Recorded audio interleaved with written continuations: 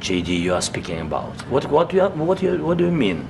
I'm talking about the kind of diplomacy that's going to end the destruction of your country. Yes, but if you Mr. President, with respect, I think it's disrespectful for you to come into the Oval Office and try to litigate this in front of the American media. Right now, you guys are going around and forcing conscripts to the front lines because you have manpower problems. You should be thanking the president for trying to bring an end to this conflict. Have you ever been to Ukraine that you say what problems we have? I have been to. Come once. I've actually watched and seen the stories, and I know what happens is you bring them on a propaganda tour, Mr. President. Do you disagree that you've had problems bringing people into your military? And do you think that it's respectful to come to the Oval Office of the United States of America and attack the administration that is trying to prevent the destruction of your country? A lot of questions. Let's start from the beginning. Sure. First of all, during the war, everybody has problems, even you, but you have nice ocean and don't feel now, but you will feel it in the future. God bless. You don't know that. God bless. God bless. You will not have a war. Don't tell us what we're going to feel. We're trying to solve a problem. Don't tell us what we're going to feel. I'm not telling you. Because you're in no position to dictate that. That's Remember exactly this. You're in no position to dictate what we're going to feel. We're going to feel very good. You will feel influence. We're going to feel very good and very strong. You will feel influence. You're right now not in a very good position. You've allowed yourself to be in a very bad position, and he happens to be right about it. From the very beginning of the war. You're not in a good position. You don't have the cards right now. With us, you start having cards. But right now, you don't. You're playing cards. You're playing cards. You're gambling with the lives of millions of people. You're gambling with World War III.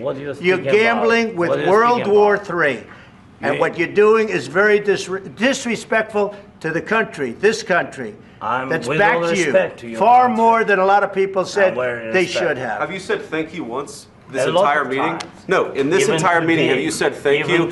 You went to Pennsylvania and campaigned for the opposition in October. Offer some words of appreciation for the United States of America and the president who's trying to save your country.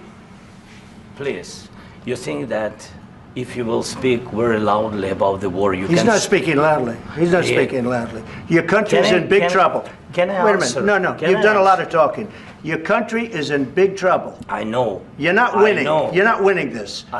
You have a damn good chance of coming out okay because of us. Mr. President, we are staying in our country, staying strong from the very beginning of the war. We've been alone, and we are thankful. I said thanks you haven't been in this alone. cabinet, you and haven't not been only alone. in this cabinet. We gave you, through this stupid president, $350 billion.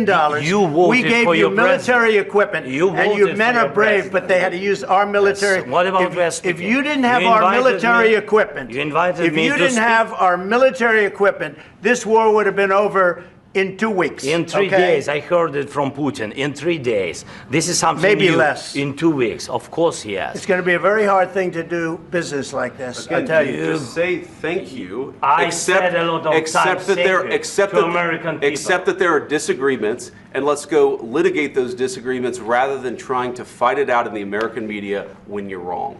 We know that you're wrong. But you see, I think it's good for the American people to see what's going on. I think it's very important. That's why I kept this going so long. You have to be thankful. You don't have the cards. Thankful. You're buried there. Your people are dying. I can tell you You're again, running low on soldiers. Listen, you're running low on soldiers. It would be a damn good thing. And then you tell us, I don't want a ceasefire. I don't want a ceasefire. I want to go and I want this. Look. If you could get a ceasefire right now, I tell you, you take it so the bullets stop flying and your men stop getting killed. Of course, we want to stop the war. But you're saying you don't want a ceasefire. But I said to you, I want a ceasefire. With guarantees. Because you'll get a ceasefire faster than an agreement. Ask our people about ceasefire, what they think. That wasn't with me. For you that wasn't with me. That was with a guy named Biden, who was not a smart person. That was with Obama. It was your president. Excuse me. That was with Obama, who gave you sheets, and I gave you javelins. Yes. I gave you the javelins to take out all those tanks. Obama gave you sheets. In fact, the statement is Obama gave sheets and Trump gave javelins.